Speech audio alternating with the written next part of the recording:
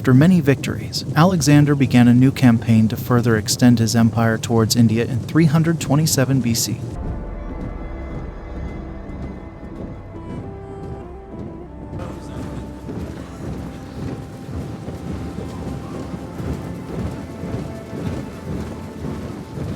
Alexander commenced his invasion of India through the Khyber Pass. The primary Greek column entered the Khyber Pass, but a smaller force under the personal command of Alexander went through the northern route.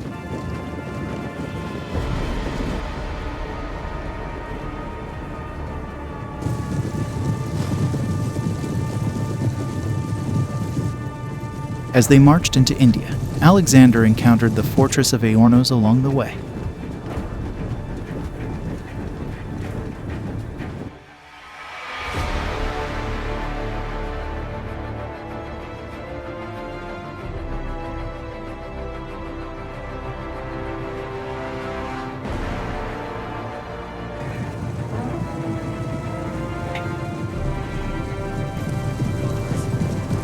This was a place of mythological significance to the Greeks as, according to legend, Heracles had failed to occupy it when he campaigned in India. Here, the Hindu clans of Hindu Kush gave Alexander's army the toughest opposition they had faced on their campaign. But Alexander still emerged victorious, despite being outnumbered.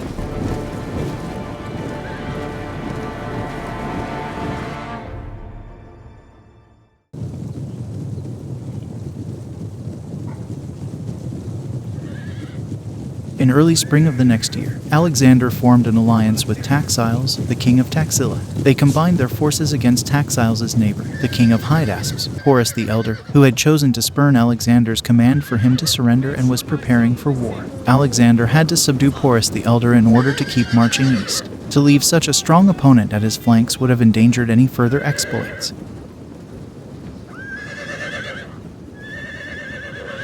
Alexander could not afford to show any weakness if he wanted to keep the loyalty of the already subdued Indian princes. They could settle this.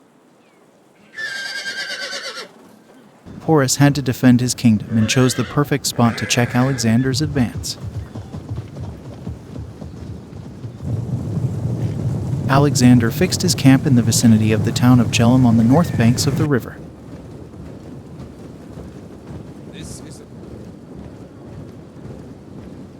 Porus drew up on the south bank of the Jhelum River to repel any crossing. The Jhelum River was deep and fast enough that any attempt at a crossing would probably doom the attacking force.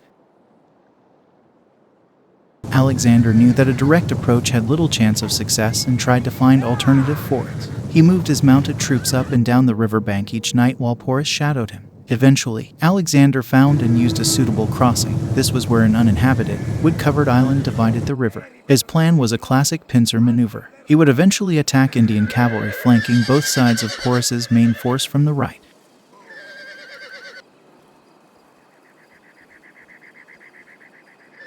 He left his general, Craterus, behind with most of the army to make sure Porus would not find out about his crossing. Craterus was ordered to either ford the river and attack if Porus faced Alexander with all his troops, or to hold his position if Porus faced Alexander with only part of his army. The complex preparations for the crossing were accomplished with the use of numerous feints and other forms of deception. Porus was kept continuously on the move until he decided it was a bluff and relaxed. On every visit to the site of the crossing, Alexander made a detour inland to maintain the secrecy of the plan. It was also reported that there was an Alexander look-alike who held sway in a mock royal tent near the base. Alexander quietly moved his part of the army upstream and then traversed the river in utmost secrecy. Porus had been lulled into a sense of security. Alexander soon crossed over to the other side. He advanced towards the location of Porus's camp with all his horsemen and foot archers, leaving his phalanx to follow up behind.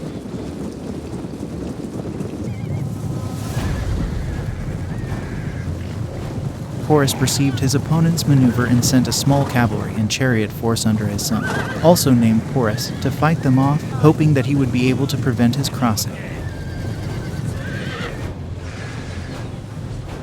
Upon meeting with young Porus's force, his men showered the latter with missiles, while his heavy cavalry immediately charged without forming into line of battle.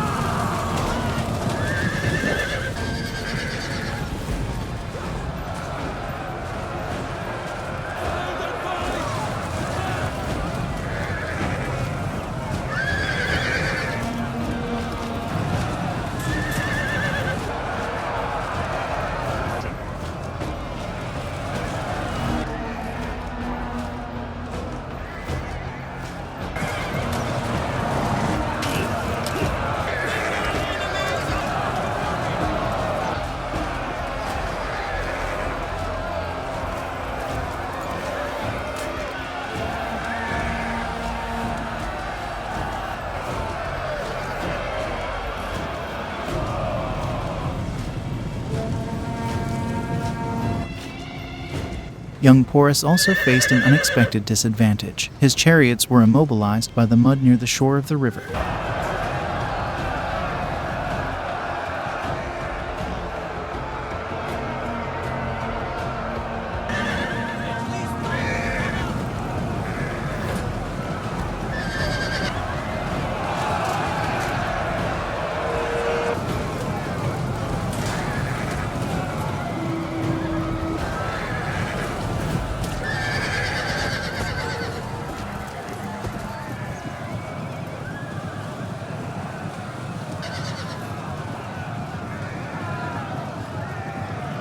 His small force was completely routed by Alexander's outnumbering cavalry, with he himself among the dead.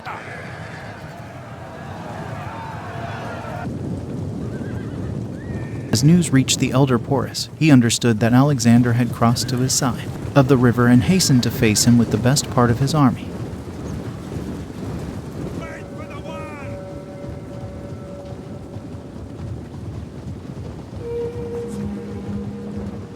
Leaving behind a small detachment to disrupt the landing of Craterus's force should he attempt to cross the river. Eventually, the two forces met and arrayed themselves for the battle. The Indians were poised with cavalry on both flanks, fronted by their chariots, while their center comprising infantry and war elephants. Porus, going against the usual tradition of Indian kings fighting from a chariot, was mounted atop his tallest war elephant.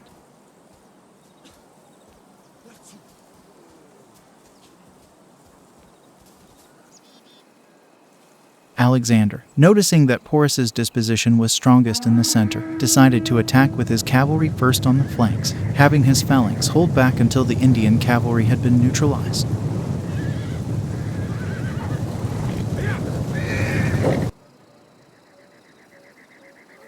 Alexander commenced the battle by sending his dahi horse archers to harass the Indian right-wing cavalry.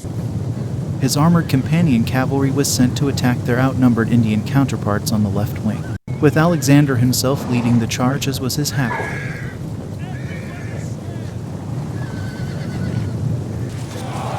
Our general is under attack!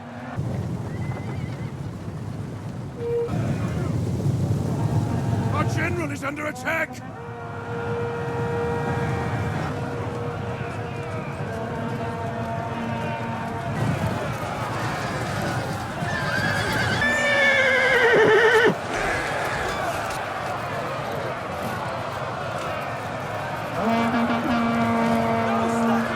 The rest of the Indian cavalry galloped to the aid of their hard-pressed kinsmen from the right wing.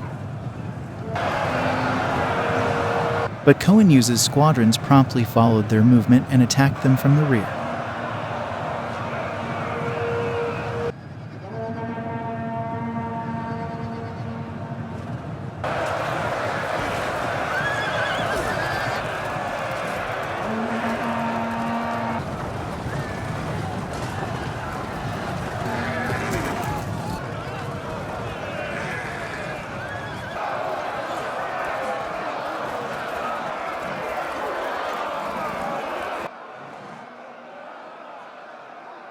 The Indian horsemen tried to form a double phalanx to face both attacks, but the necessary complicated maneuvers brought even more confusion into their ranks, making it easier for the Macedonian cavalry to defeat them. The Indian cavalry were thus routed and fled to the safety of their elephants.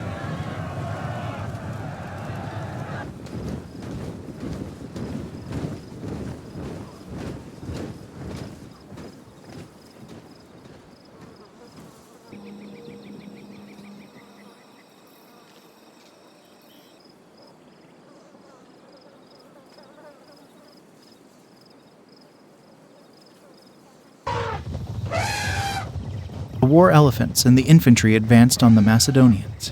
They can't and they fall!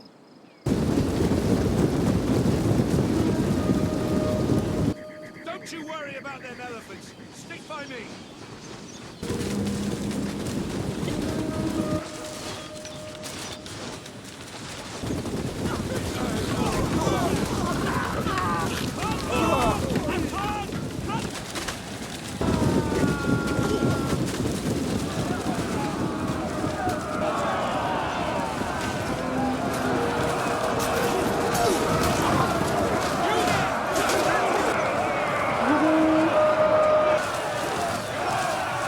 Units can no longer fire!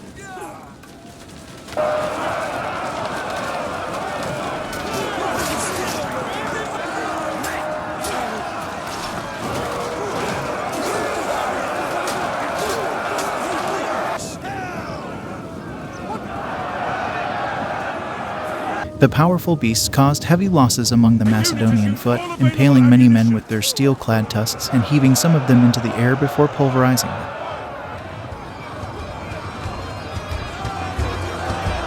Nevertheless, the Macedonian infantry resisted the attack bravely, with light infantry who tossed javelins at the elephants and infantrymen.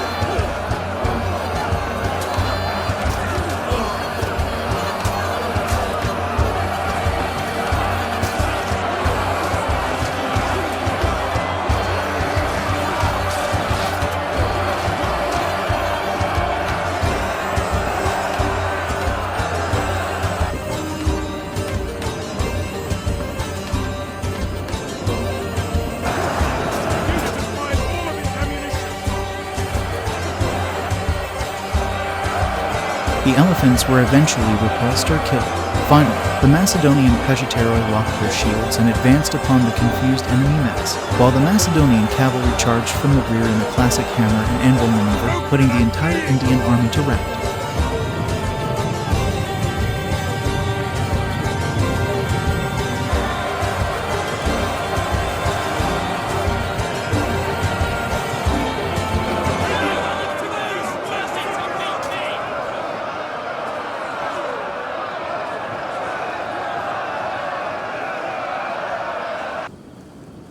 Stand and fight!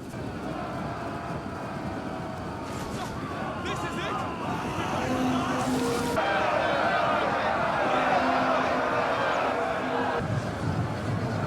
Meanwhile, Craterus and his force in the base camp had succeeded in crossing the river and arriving just at the right moment to conduct a thorough pursuit on the fleeing Indians.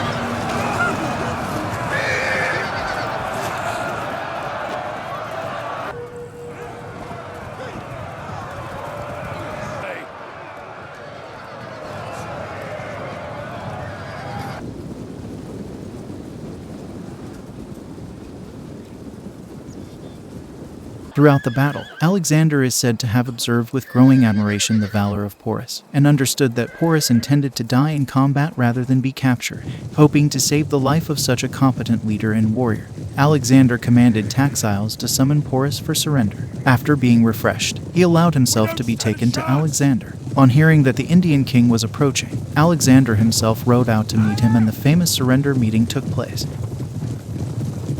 The Macedonians had lost around 1,000 soldiers and Indian losses amounted to 23,000 according to Arrian.